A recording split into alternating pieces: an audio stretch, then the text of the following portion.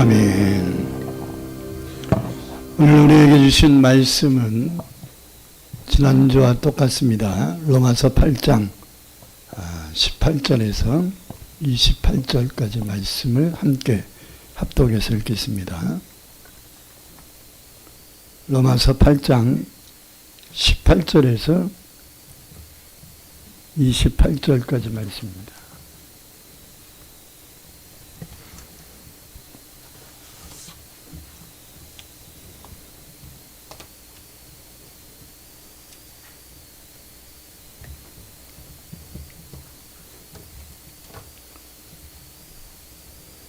함께 읽습니다.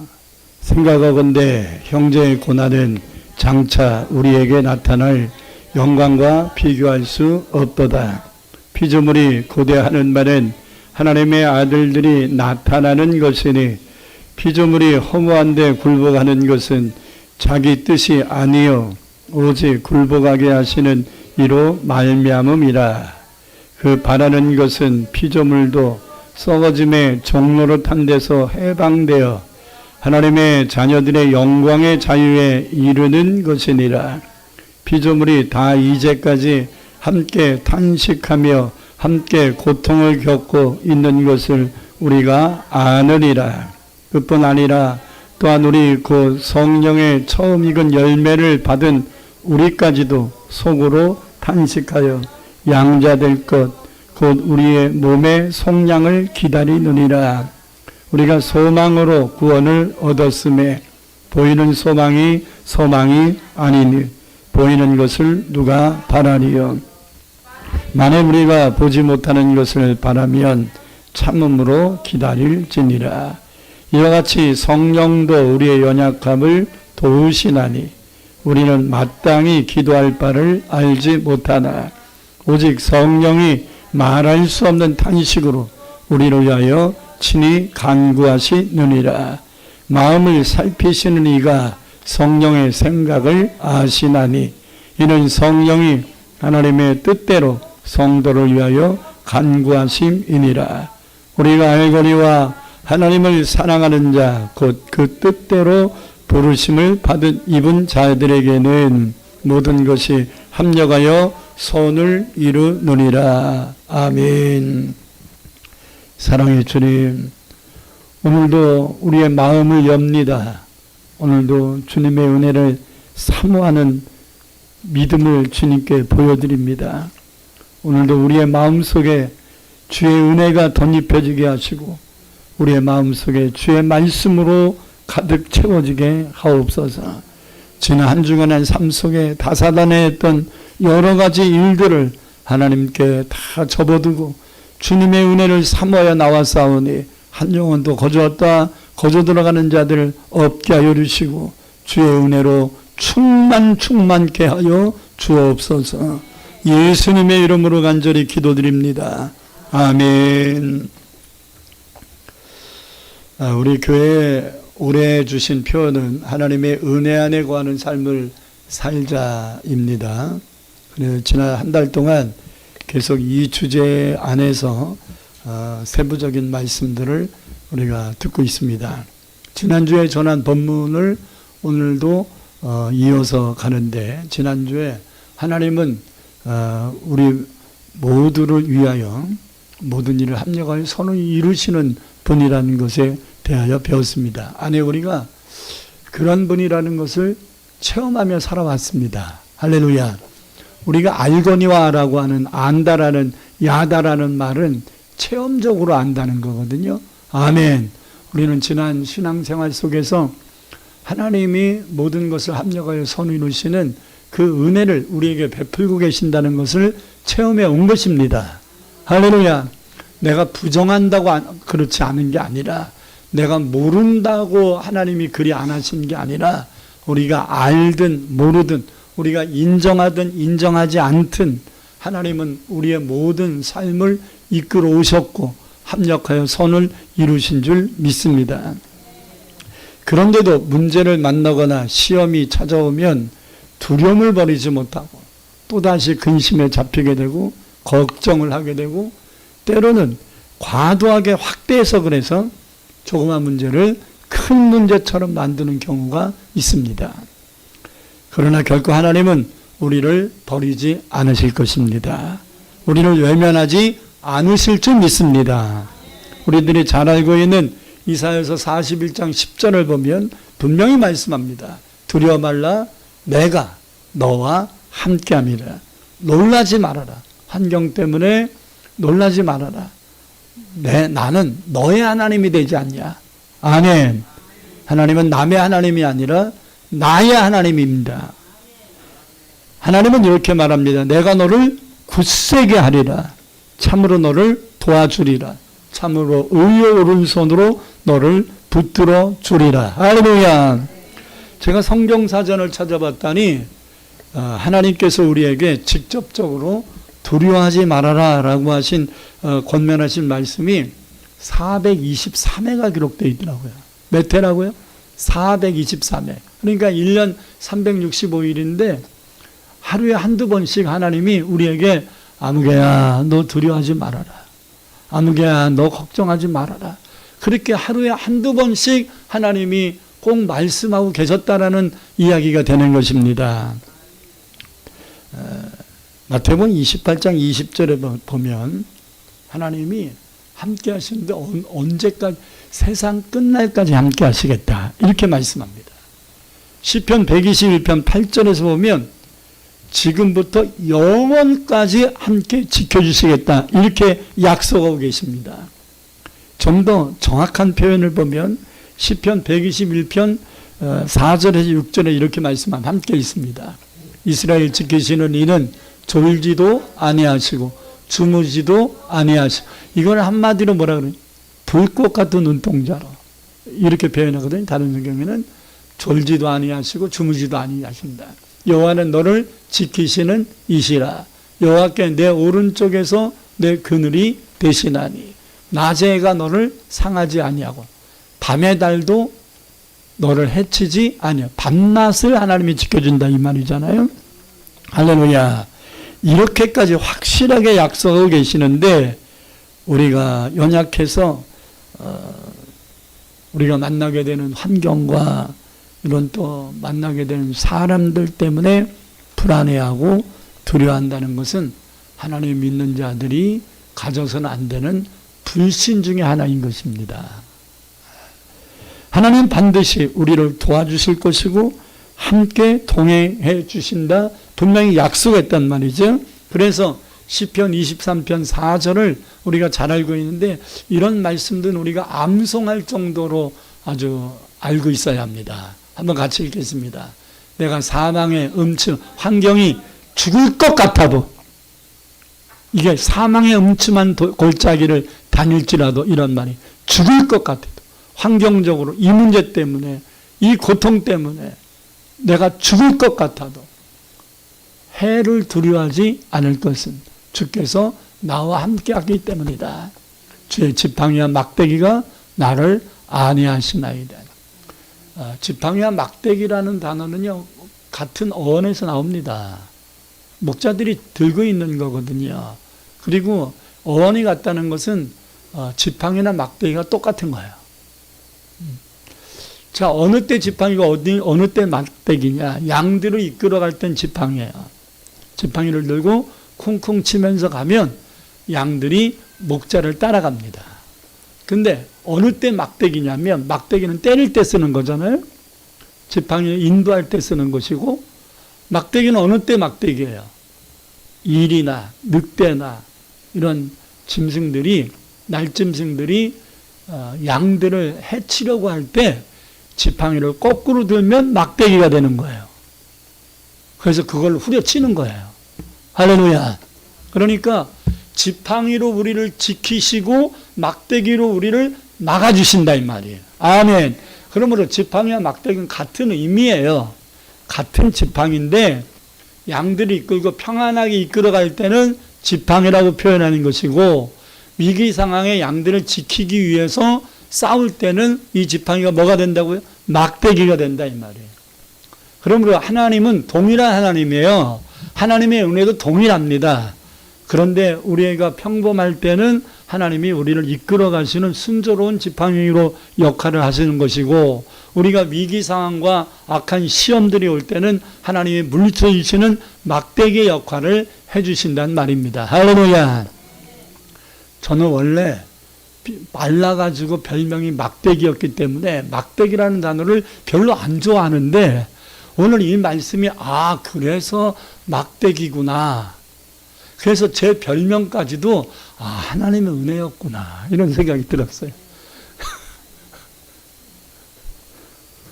전 성경에서요, 제 이름도 찾았고요, 성경에 제 별명도 찾았고요, 다 찾았어요. 그래서 그 말씀들을 깨달을 때마다 남들은 나 조롱하기 위해서 내가 말랐다고 안타깝다고 별명을 붙여준 것까지도 다 하나님의 은혜 안에 있는 언어였구나. 할렐루야. 막대기라는 뜻이 약하다는 뜻인 줄 알았는데, 막대기라는 뜻이 하나님이 우리를 지켜주신다는 의미였구나. 할렐루야. 그래서 저는 대규라는 큰 이름, 큰 별이라는 그 이름 속에서도 동방박사들을 예수님께로 인도했던 별이 큰 별이거든요. 한문으로 대규입니다. 대규가 불신자인 동방박사를 예수님께로 인도했어요. 그러므로 박대규가 영혼들을 하나님께로 인도하는 역할을 하는 겁니다. 아멘. 그래서 저는 나는 별로 이름을 좋게 여기지 않았었는데 그런 깊은 뜻이, 나는 이 코미디언들이, 개그맨들이 그런 깊은 뜻이 그랬을 때 그냥 웃고 말았는데, 그게 웃을 얘기가 아니더라고. 그런 깊은 뜻이 있었나. 눈이 동그래지고 가슴이 벌렁거리는 그런 은혜였어. 막대기라는 말은 난 듣고도 싶지 않고, 저 사람은 혀를 잡아 당겨서 좀 길게 해야지 왜 저렇게 혀 짧은 소리를 해서 내 이름을 똑바로 못 부르나, 이런 오해를 굉장히 많이 했었는데, 막대기가 그런 뜻이었어. 그래서 저는 내 좋지 못한 경험의 그 별명까지도 은혜를 받게 되었던 것이 바로 시편 23편 4절에 있는 말씀입니다. 저의 컴플렉스를 하나님의 말씀으로, 은혜로, 사랑으로 다 풀어주셨던 것처럼 여러분의 마음속에 응어진 상처와 아픔과 컴플렉스와 모든 자존심들까지도 다 풀어질 수 있기를 주의 이름으로 축복합니다. 이게 합력하여 선우이시는 하나님의 은혜라 이 말이에요. 할렐루야. 하나님 만나 하나님의 은혜를 받으면 눈에 보이는 문제들만 해결되는 게 아니라 그 문제의 중심 속에 그 고난을 받는 사람들에게도, 그 사람 자체에게도 놀라운 변화가 일어나고 환경을 능히 이길 수 있는 담대함을 얻게 되고 생겨나게 합니다. 하나님은 결코 택하신 백성을 버리지 않으시고 반드시 합력하여 선을 이루시는 분이기 때문입니다. 그러면 이런 합력하여 선을 이루시는 은혜가 우리에게 왜 임할까? 모든 자에게 임하는 건 아니지 않겠냐 이 말이에요. 어떤 자에게 하나님은, 그리고 또 이유가 뭐냐? 어떻게 해서 우리의 삶이 그 삶 그 자체가 되지 않고 합력하여 선을 이루시는 은혜로 바꿔질 수 있는 것이냐? 라고 했을 때 그 이유를 오늘 본문에서는 세 가지를 말씀하고 있습니다. 첫째는 모든 일 속에는, 모든 상황 속에는 하나님의 섭리가 있다라는 거예요. 하나님의 섭리가 있기 때문이다. 본문 18절에서 22절까지 말씀 읽겠습니다. 생각해 보건대 현재의 고난은, 잘 생각해 보면 좀 주어진 환경에 너무 헤매지 말고 한 발 뒤로 물러나서 좀 곰곰이 생각해 보면 내가 겪는 오늘의 고난, 현재의 고난은 앞으로 우리가 체험하게 될 영광과 은혜와 응답과 비교할 수 없게 될 것이다. 미래형으로 되어 있거든요. 다시 한번 읽겠습니다. 생각한데 현재의 고난은 장차 우리에게 나타날 영광과 비교할 수 없도다. 우리 사위가 원치 않게 이렇게 팔이 다쳤는데도 이렇게 용기를 내서 왔잖아요. 반드시 오늘 이 말씀처럼 좀 한 거, 재수없게 왜 다쳤지? 이럴 수도 있는데, 생각해보면, 잘 믿음으로 생각해보면, 오늘의 고난은 장차 다가올 내일의, 미래의 아름다운 하나님의 은혜와 섭리를 체험할 수 있고, 영광 얻을 수 있는 기회가 될 것이다. 그래서 오늘의 고난을 통하여 우리는 깨달음이 있어야 한다, 이 말이에요. 자, 계속해서 좀 읽어보겠습니다. 생각한들 현재의 고난은 장차 우리에게 나타날 영광과 비교할 수 없도다. 피조물이 바라고 고대하는 바는 하나님의 아들들이 나타나는 것이니 피조물이 허무한 데 굴복하는 것 자기 뜻이 아니요 오직 굴복하게 하시는 이로 말미암음이라. 하나님의 뜻이 있다 이 말이에요. 그 바라는 것은 피조물도 썩어짐의 종로로 탄 데서 해방되어 하나님의 자녀로서 영광의 자유를 이루게 하는 것이라. 피조물이 다 이제까지 함께 탄식하며 함께 고통을 겪는 것을 우리가 그래서 알게 된다라는 거예요. 아멘. 이제 하나님이 우리에게 겪게 되는 고난과 환난과 시험의 문제들은 하나님의 자녀로서 이 환경을 떨쳐버리고 이 시험을 떨쳐버리고 이 문제의 엉그렁텅에서 헤매는 음물 안에 개구리가 되지 아니하고 여기서 벗어나서 시야가 넓어지고 지경이 넓혀지고 우리가 보는 믿음의 눈들이 열려져서 하나님의 영광에 이르고 그 영광의 자유를 이룰 수 있는 그 동화책에 보면 미운 오리 새끼라는 동화가 있잖아요. 알을 낳아서 알이 이제 새끼로 깼잖아요. 알이 깨어나서 이제 병아리가 됐는데 이 알이 엄마의 품에 있어야 되는데 어떻게 굴러가 가지고 오리들이 있는 곳으로 굴러간 거예요. 그 알이. 그래서 그 오리가 자기 알인 줄 알고 품었더니 이제 깨고 일어났지요. 그러니까 자기 새끼하고 약간 색깔도 좀 다른 것 같고 막 그러지만 어리였을 때는 거기서 다 거기잖아요. 그죠? 몰라요? 애기들은 다 거기서 거기잖아요. 비슷하잖아요. 조금 자세히 보면 네 새끼 내 새끼 다 다르지만 겉으로 보면 다 거기서 거기잖아요. 그러니까 키웠는데 크다 보니까 오리의 크기와 백조의 크기가 다르잖아요. 위험이 다르잖아요. 모양이 다르잖아요. 색깔이 다르잖아요. 품위가 다르잖아요. 처음에는 자기가 너는 왜 이렇게 등치가 멀대같이 크냐 해가지고서 오리 동료들이 자기를 왕따시켰는데 가만히 보니까 자기가 오리가 아니야. 백조야. 그러면 여러분 백조인 것을 깨닫지 못했을 때는 오리에게 왕따당한 것이 시험거리죠. 그렇잖아요. 자기가 백조인 걸 느끼지 못했을 때는 오리들에게 왕따당한 것은 상처고 아픔이잖아. 외로움이잖아. 근데 자기가 백조임을 깨달았을 때는 오리들하고 원래 차원이 다른 존재잖아. 아멘. 이걸 깨달아야 돼요. 여러분들이 인간관계 속에 아픔을 겪었다면 여러분의 가치를 모르는 자들이 여러분을 무시한 거야. 그거는 그 가치를 몰랐기 때문입니다. 그러나 우리가 그 가치를 알았을 때는 무시받았다고 여길 필요가 없습니다. 그것 때문에 평생 달고 다닐 필요가 없습니다. 제가 아까도 얘기했어요. 나를 말렸다고 막대기 했잖아요. 그때는 내가 굉장히 가슴 아팠습니다. 근데 나를 막대기라고 말했던 사람들과 지나고 나니까 차원이 달라요. 그들은 세상에서 헤매고 살고 있고 나는 하나님 앞에 목사가 된 거야. 막대기가 목사가 돼서 하나님의 막대기 역할을 감당하고 있다는 걸 생각했을 때 그때의 상처는 나는 머릿속에 남지도 않았습니다. 가슴속에 품고 있지도 않습니다. 잊어버렸습니다. 과거의 추억에 불과한 것이고 간증이 되어버린 것입니다. 저에게 임했던 그 은혜가 여러분들의 가슴 속에 여러분들의 삶 속에 임하기를 축복합니다. 한번 조차합시다. 나는 백조다. 우리가 몰라준다고 시험 들 거 없다. 아멘. 우리들 때문에 무시받았다, 상처받았다, 여기에 연연하지 마세요. 여러분들은 하나님의 자녀예요.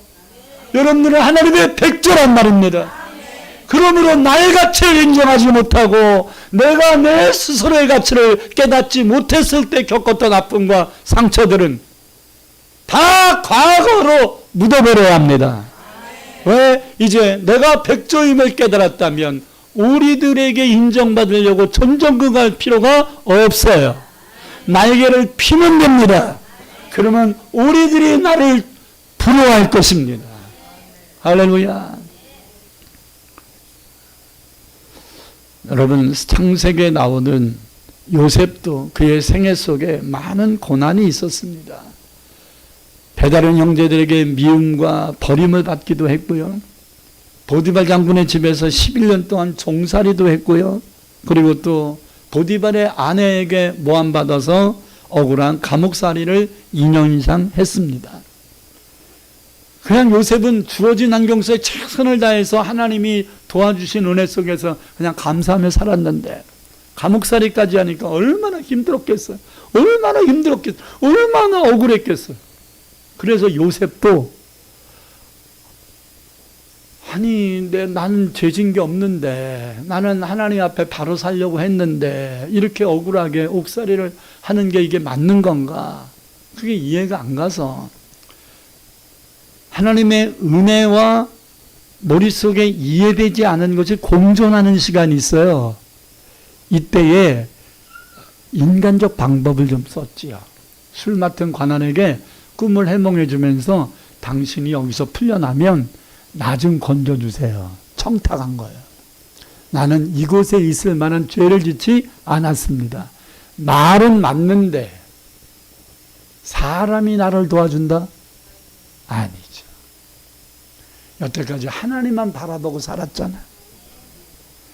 그래서 옥살이 하다가 빨리 좀 나가보려고 인간적인 방법을 쳤다가 2년을 옥살이를 한 겁니다.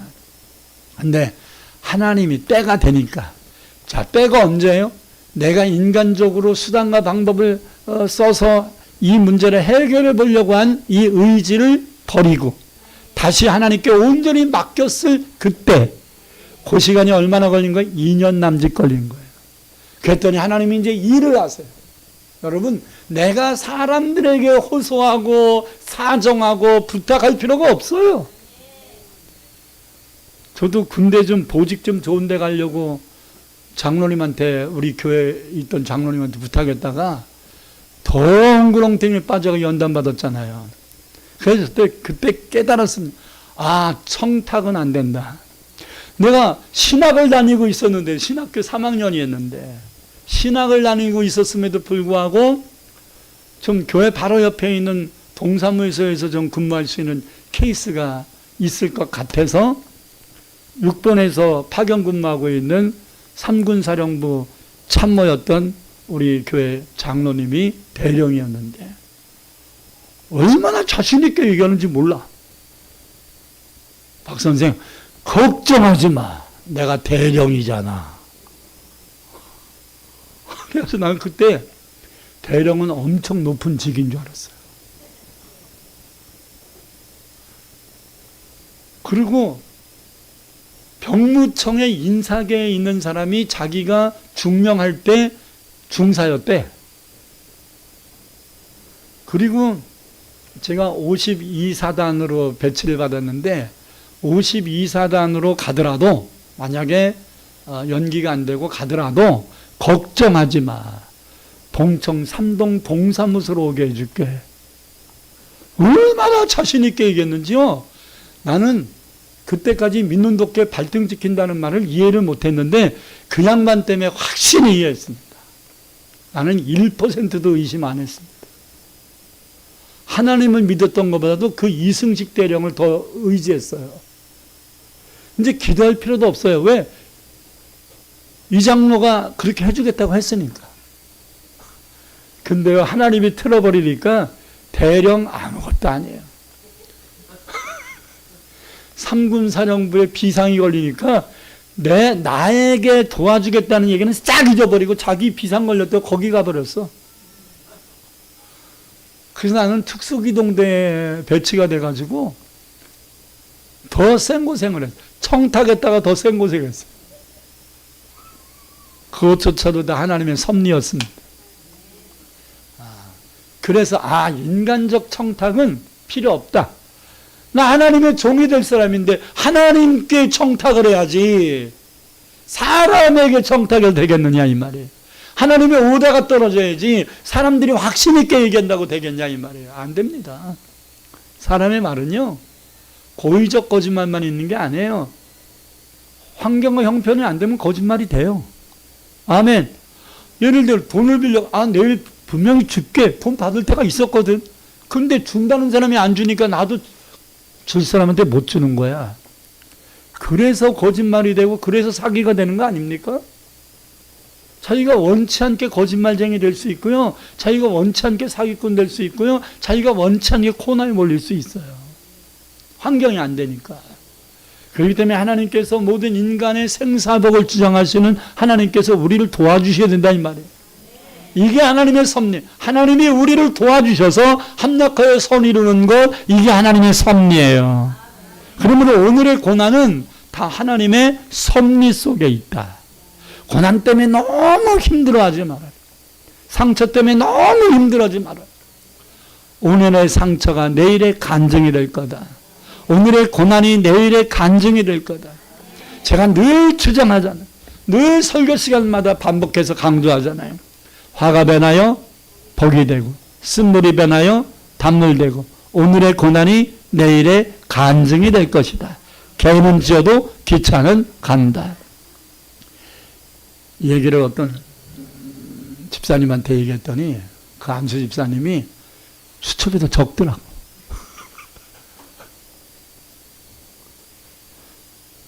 그래서 박대규 목사님 어록이 있더라고 그 양반 수첩에.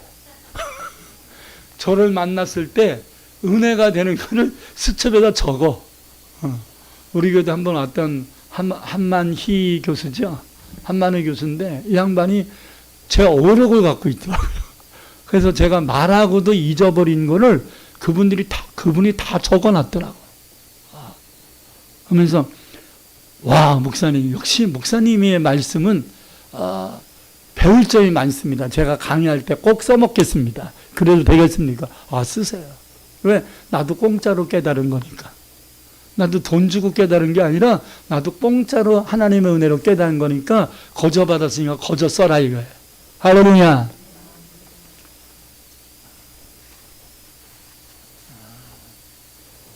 이런 말도 있지요. 이해해 줄 수는 있으나 옳지는 않다. 그래서 저 사람이 저렇게 거짓말했구나. 이해해 줄 수는 있죠. 왜 거짓말했는지는 이해해 줄 수는 있어요. 그러나 거짓말은 옳지 않지요. 이게 우리의 신앙관이 돼야 됩니다. 아멘. 오늘의 이 고난을 우리가 기뻐할 수는 없을지 몰라요. 근데 하나님의 섭리를 깨닫지 못하니까 누리지 못하는 거예요. 기뻐하지 못하는 거예요. 너희가 세상에서 환난을 당하나 담대하라는 말씀만 당당히 대처하라는 말씀만 있는 게 아니라 너희가 고난을 당할 때 기뻐해라. 이렇게 말씀합니다. 너희가 핍박을 받을 때 기뻐해라. 왜? 이건 하나님의 섭리 속에 하늘나라 상이 크기 때문이다. 성경에 이런 말씀들 수없이 많습니다. 그래서요, 과목살이 2년 정도 한 다음에 요셉이 깨닫습니다. 2년 후에 뭐가 됐어요? 애굽의 총리가 됐어요. 요셉을 애굽의 총리가 되게 하시려는 하나님의 섭리와 계획이 있었던 겁니다. 요셉은 이런 하나님의 계획을 나중에 깨달은 다음에 자기를 판 것으로 인하여 겁을 먹고 두려워 질려 있는 이 형제들에게 창세기 50장 20절에서 이렇게 고백합니다. 여러분 섭리를 하나님의 섭리, 하나님의 은혜를 깨달은 사람은요 말이 달라요. 말이. 똑같은 상황 속에서도 말이 달라. 자, 자기를 팔아먹은 형제들 아주 그냥 때려 죽여야 되잖아요. 근데 이렇게 고백합니다. 당신들은 나를 헤아라였으나 하나님은 그것을 선으로 바꾸사 오늘과 같이 많은 백성의 생명을 구원하는 총리가 되게 하셨나니. 아멘. 계속 당신들은 두려워하지 마소서. 내가 당신들과 당신들의 자녀를 기르리이다 하고 그들을 간곡한 말로 위로하였더라. 아니 지금 누가 누구에게 간곡, 이 형제들이 우리 좀 살려주세요 간곡하게 부탁해야 되잖아요.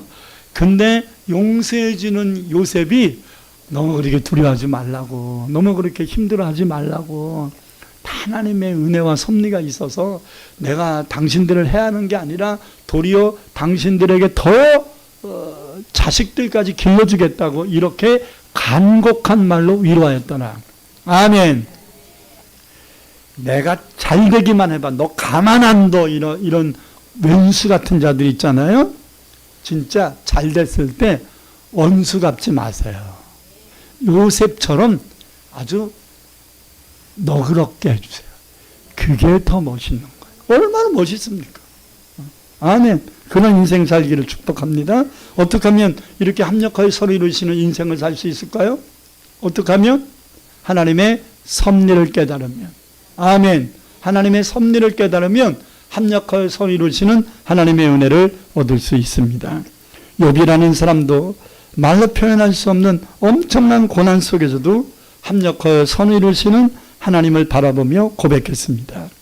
내가 가는 길을 그가 하나님이 아시나니 하나님이 나를 단련하신 후에는 내가 정금 순금같이 되어 나오리라.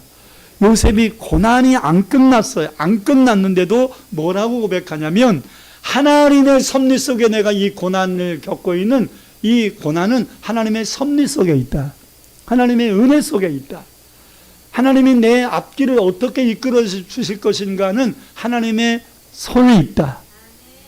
그러면서 하나님의 섭리를 깨달아서 내가 이 고난으로 죽을 게 아니라 고난 후미에는 내가 전금같이 될 수 있는 놀라운 은혜로 전화위복하게 하실 것이다. 할렐루야. 하나님 우리들에게 좋은 것을 주시기 위해 여러 가지 연단을 겪게 하시는 것입니다. 그 연단을 통하여 우리들의 인간적인 그릇된 습성들을 버림으로써 하나님이 기뻐하는 삶을 사는 사람으로 변화시키실 것입니다. 더러운 그릇을 씻을 때 고통스러울 수 있겠지요. 또 깨진 그릇을 다시 도자기로 만들 때는 완전히 박살을 내거든요. 가루를 만들거든요.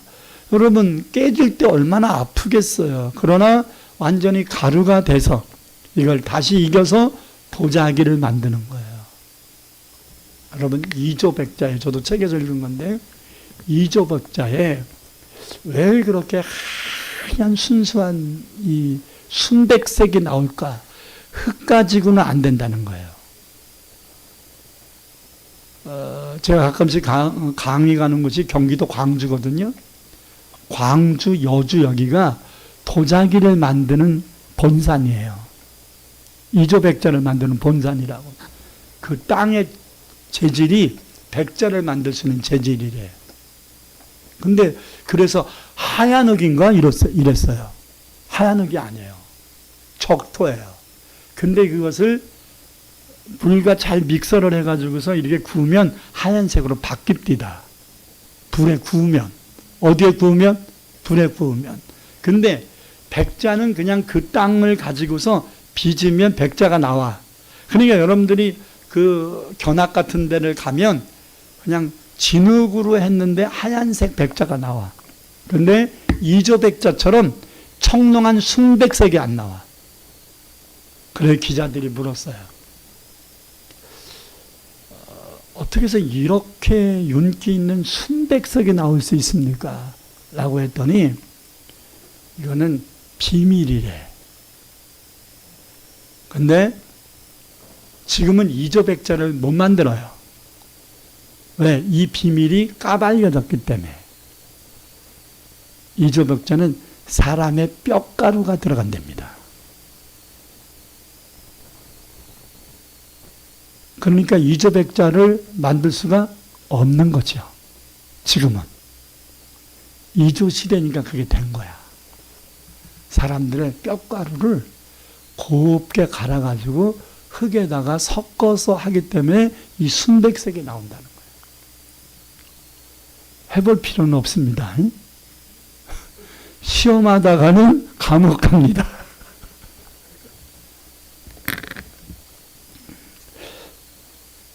여러분, 희생 없이 되는 게 어디 있겠어요?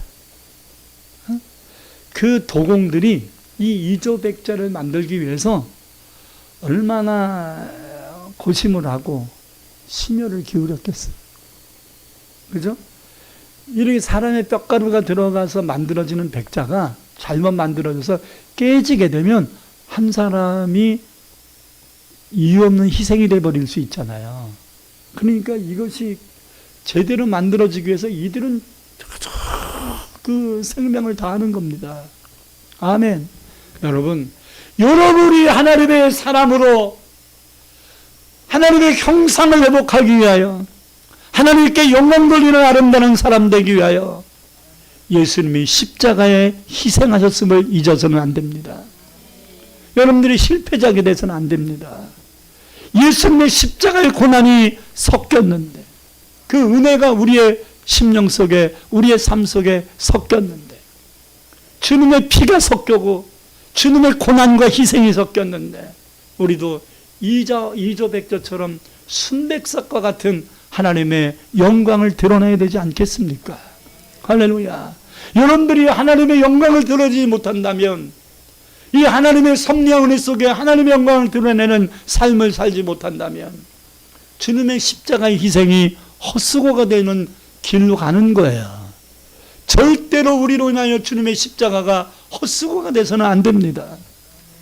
우리도 주님도 우리를 위해 최선을 다하였지만 우리도 주님을 위해 최선을 다해. 그래서 고난 겪는 것을 너무 낙심하고 절망하지 말고 깨지는 기회로 삼아라. 변화될 수 있는 기회로 삼아라. 그래서 이 은혜를 깨달은 시편 기자는 시편 119편 71절에서 고백한 겁니다. 고난당한 것이 내게 뭐다? 유익이 되었다. 이 고난으로 말미암아 내가 주의 율례 하나님의 말씀 하나님의 뜻을 배우게 깨닫게 되었다. 할렐루야. 또한 시편 119편 67절에도 비슷한 고백을 하였습니다. 고난당하기 전에는 내가 그릇 행하였더니 이제는 주의 말씀을 지키게 되었나이다. 야고보서 1장 2절에 4절을 보면 같은 의미의 말씀을 반복하고 있습니다. 내 형제들아 너희가 여러 가지 시험을 만나거든 온전히 기쁘게 여기라. 이는 너희 믿음의 시련이 인내를 만들어내는 줄 너희가 알미라. 이 환난을 겪을 때 인내를 온전히 이루라. 왜? 이는 너희를 온전하고 구비하여 조금도 부족함이 없는 자가 되게 하려 함이라. 아멘.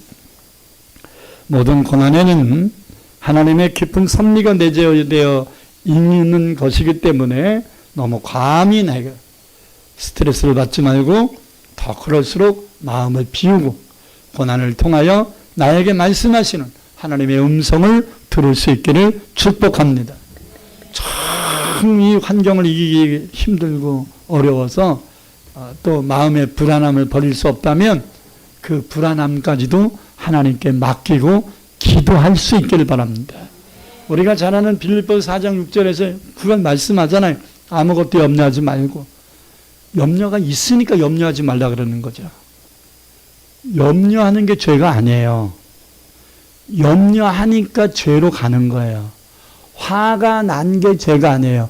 화가 났을 때 죄를 짓는 거예요. 아멘. 시험을 받는 게 문제가 아니에요. 시험 받았을 때 죄를 짓는 게 문제입니다. 마귀가 시험 준 게 나하고 뭔 상관이야. 내가 안 받으면 되지. 이 강대상에 올라온 수건이 꼬질꼬질가 더러우면 내가 안 쓰면 되잖아. 그죠? 필요하면 쓰는 거고. 응? 아멘. 필요 없으면 안 쓰면 되잖아. 이게 마귀의 시험인지 모르고 시험 들 수는 있어요. 그런데 이게 마귀의 시험인지 알았으면 안 들면 되잖아. 그럴 수 있어요, 없어요? 그럴 수 있어요, 없어요? 마귀의 시험인데 어떻게 안 드냐고? 마귀 말에 순종을 해. 어?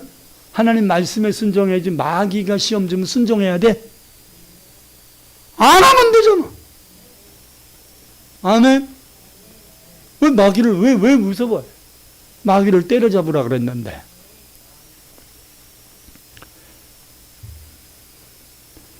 아무것도 염려하지 말고 너희 구할 것을 감사함을 하나님께 기도해라. 그리하면 평강의 하나님이, 어떤 하나님? 평강의 하나님, 너희의 마음과 생각을 지켜주시고. 너희의 마음과 생각에 뭐가 들어있는 거예요? 염려가 들어있는. 이거 염려가 자리 잡지 못하도록 지켜주실 거다. 뭐하면? 기도하면. 아멘. 내가 노력으로 나 염려 안 할래 하는데도 자꾸 염려가 생기면 그 염려 문제는 하나님께 맡기고 기도하라 이 말이에요. 그럼 하나님이 염려하지 않도록 지켜주신대잖아요.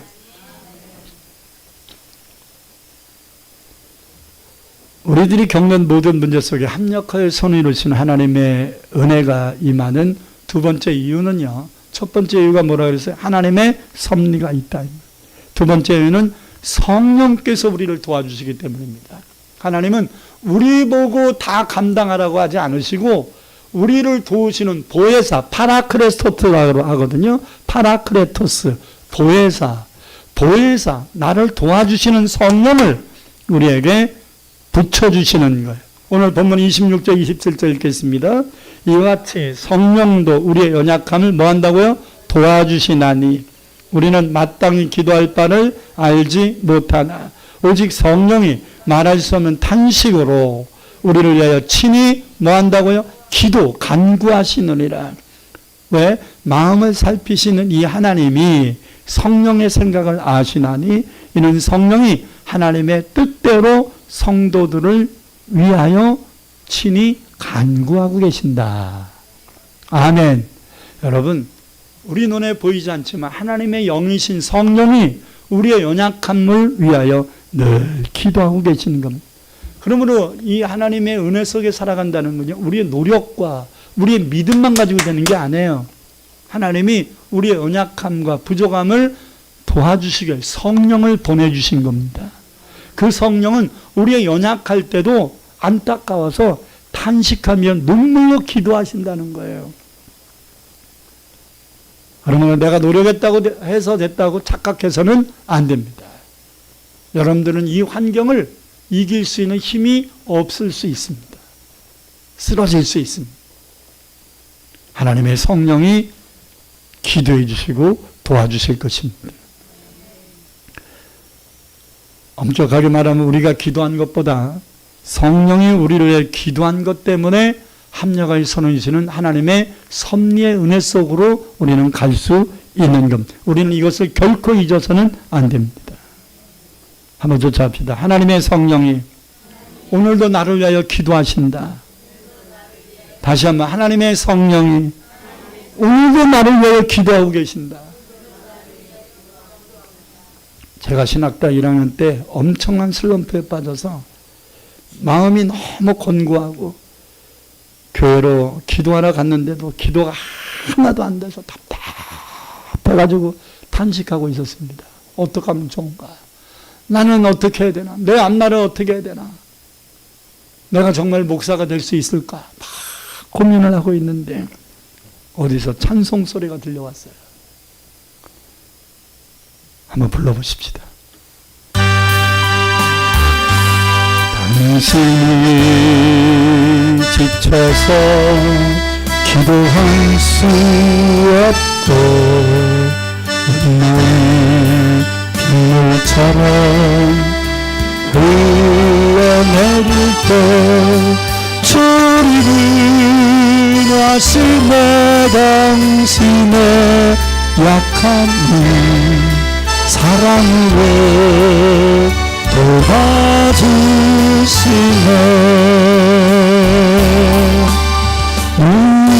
누군가 너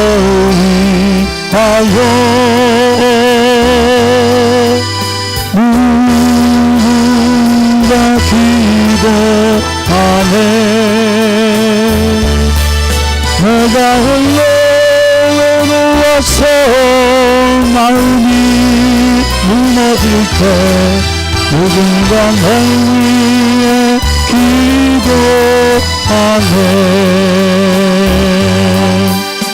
당신이 외로이 홀로 남았을 때 당신은 누구에게 위로를 왔나. 주님은 아시네 당신의 마음을 그대로 잊지 못하네. 조용히 그대 위해 누군가 기도하네. 내가 홀로 외로워서 마음이 무너질 때 누군가 내 위에 기도하네. 이 찬송이 계속 불렀습니다. 당신이 지쳐서 기도할 수 없고 빗물처럼 흘러내릴 때 주님은 아시네 당신의 약한 일 사랑으로 돌봐주시네.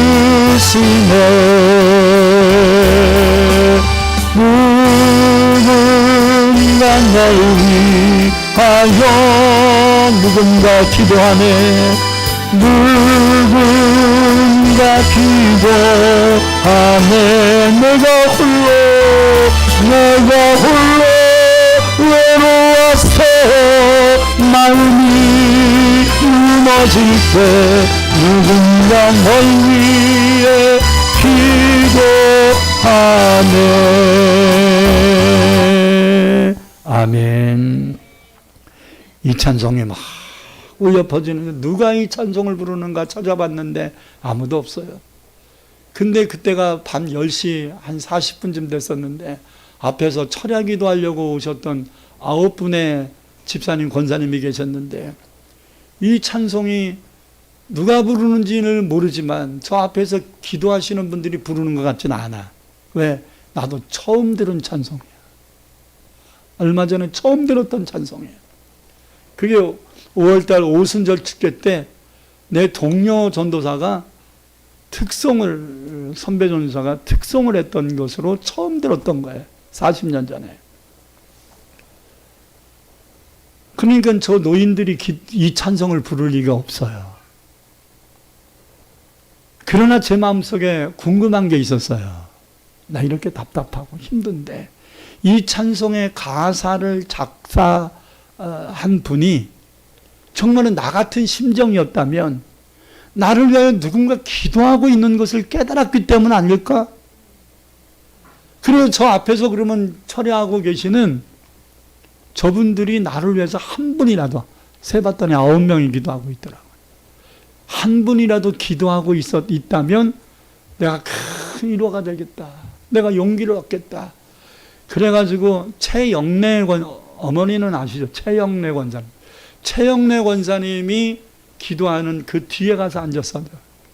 그랬더니 우리 신학생 하면서 얼마나 간절히 기도하는지 몰라요. 근데 마귀가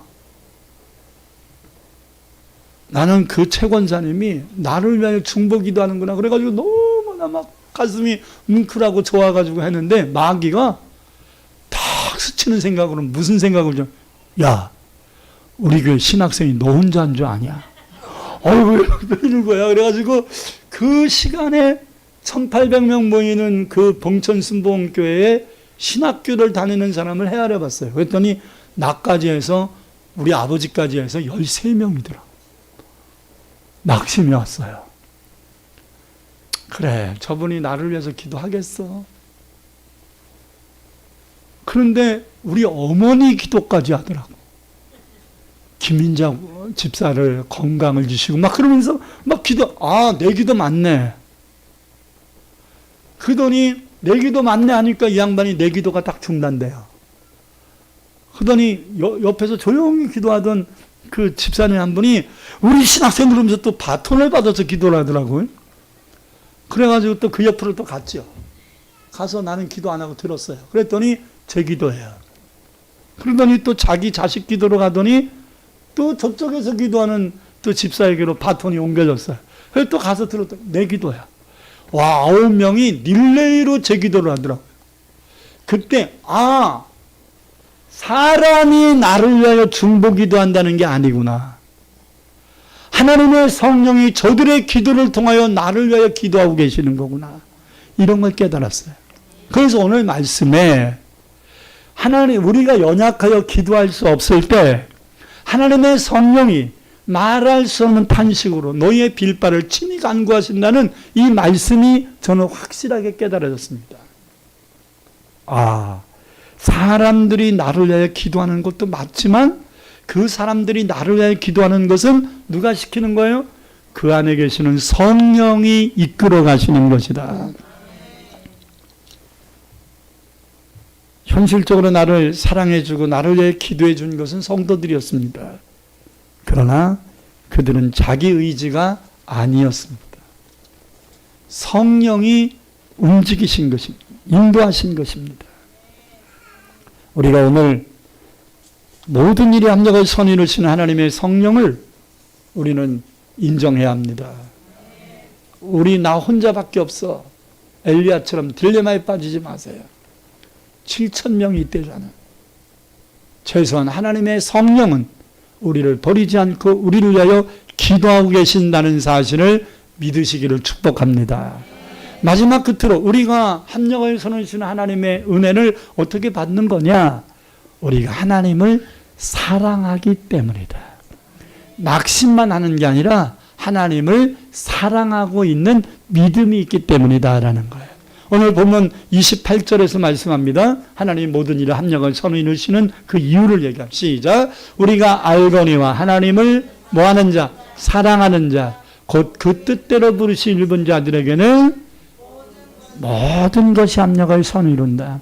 왜 모든 것이 합력을 선이루어요? 하나님을 사랑하기에. 하나님 뜻 안에서 부르심을 입었기 때문에. 이게 성도들에게 주시는 특권이에요. 하나님의 은혜와 사랑을 깨달은 자들에게 주시는 특권이에요. 하나님을 등지고 사는 사람에게 하나님이 삼력하여 선을 이루지 않지요. 네 맘대로 해봐라 그러지. 하나님 말씀에 불순종하면서 자기 맘대로 사는 사람들에게는 하나님이 지대한 관심을 갖지 않습니다. 그냥 냅두십니다. 이것은 넓은 의미에는 하나님의 섭리예요. 그러나 좁은 의미에서는 하나님이 놔두시는, 고집필 때는 놔두시는 거예요. 자기 주장이 강할 때는 놔두시는. 내가 가끔씩 얘기하잖아요. 말 안 들면 냅두라고. 자, 옆에 있는 사람들에게 하나님 말씀 안 들으면 냅둘 겁니다. 시작. 왜? 하나님이 알아서 하시라고. 그거는 연단일 수 있어. 그냥 깨달아지겠어? 아까 읽었잖아. 고난당한 후에 깨닫죠. 고난당한 후에. 그냥 깨달을 수 없어요. 그래서 고난당한 것이 유익이라는 고백을 한단 말이에요. 할렐루야. 근데 우리가 하나님을 믿어. 하나님을 사랑해. 하나님께 부름받고 택함받은 성도야. 그렇다면 이 모든 것은 합력하여 선을 이루게 될 거라는 거예요. 하나님의 보편적 은혜는요, 모든 사람에게 일반적으로 임합니다. 그러나 하나님의 특별한 은혜는 하나님을 사랑하는 자들에게 임하는 거예요. 고린도전서 8장 3절에서 이렇게 말씀합니다. 한 번 읽겠습니다. 두 번 읽겠어요. 시작. 또 누구든지 하나님을 사랑하면 하나님을 사랑하는 그 사람은 뭐 한다고요? 하나님도 알아주시느니라. 다시 한번, 또 누구든지 하나님을 사랑하면 그 사람은 하나님도 알아주시느니라. 그러면 우리가 하나님을 사랑한다는 걸 뭐를 입증할 수 있을까? 하나님 나 하나님 사랑해 이렇게 말한다고 되는 게 아니라 하나님을 우리가 사랑한다는 걸 입증할 수 있는 방법이 두 가지인데, 하나는 요한일서 5장 3절입니다. 하나님을 사랑하는 것은 이것이니 우리가 그의 계명을 지키는 것이라. 뭐라고요? 말씀대로 사는 거예요. 말씀대로 살려고 하는 자세를 갖는 게 하나님을 사랑하는 자세야. 그의 계명은 우리를 무겁게 하는 게 아니다. 또 하나는 요한일서 4장 20절 21절에 나옵니다. 누구든지 하나님을 사랑하노라 하고 말만 하고 그 형제를 미워하면 그 사랑은 거짓말이다. 보는 바 그 형제를 사랑하지 아니하는 자는 보이지 아니하시는 하나님을 사랑할 수 없느니라. 우리가 이 계명을 주께 받았나니 하나님을 사랑하는 자는 또한 그 형제를 사랑하는 것으로 하나님을 내가 사랑한다는 걸 입증시키라고 말씀하고 있는 겁니다. 저와 여러분들이 하나님을 사랑하는 것을 객관적으로 알 수 있는 것은 하나님을 사랑하는 사람은 하나님 말씀을 지킨다는 것이고, 하나님을 사랑한다는 것은 형제들을 사랑한다는 것으로 입증해야 된다. 그러니까 원수 만들지 마세요. 저 사람이 나를 원수처럼 생각해도 원수 만들지 마세요. 우리가 농담이라도 저 사람 천국 간다면 나 지옥 갈래, 이런 말 하지 마세요. 하도 고부간의 갈등이 심하니까 시어머니가 권사야. 믿음 약한 며느리가 그런 얘기 했대잖아요. 어머니가 가는 천국이라면 나는 안 간다. 그건 무슨 말인지 아세요? 그 꼴통짓을 하고 시험을 주는 권사가 천국 가서도 그 짓 할 것 같죠? 할 수 있겠어, 없겠어? 못해. 그거 벗어버리지 않고 어떻게 천국 가겠어요? 그래서 여러분, 예수를 믿는 성도들이 세상의 죄악을 떨궈버리지 못하고 회개하지 못하면 잘 안 가요. 청산하고 가라고. 이해가 되면 아멘. 그러니까 빨리 천국 가려면 회개해야 돼요. 그렇지 않으면 걸걸걸걸 그러면서 못 가. 청산하고 가라고. 그래야 천국 갔을 때 자기가 못되게 했던 며느리가 오면 환영해 줄 거 아니야. 먼저 천국 온 선배로서 후배인 며느리를 봤을 때 아이고 내가 세상에서 살 때 너한테 미안하다 이러면서 맞아줘야지, 천국 가서도 인상 쓰고 이런 일이 생겨서는 안 되잖아요. 그러니까 하나님이 오죽 잘하시겠어요? 아멘. 하나님의 성령이 우리를 날마다 도와주시서 기도하고 감동하고 계시고 하나님을 사랑하는 성도들이 돼야 된다는 이 모든 일은 하나님의 섭리 속에 있다는 것을 깨닫는다면 우리의 겪는 모든 일들은 합력하여 선을 이루는 삶을 살게 될 것입니다. 이것이 결론입니다. 여러분, 이 한 해 벌써 한 달이 다 지나가고 있습니다. 이 이러한 한 달은 우리가 이 한 해를 준비하기 위하여 말씀을 들었어. 이 한 해를 준비하기 위하여 우리는 기도하는 워밍업을 했어요.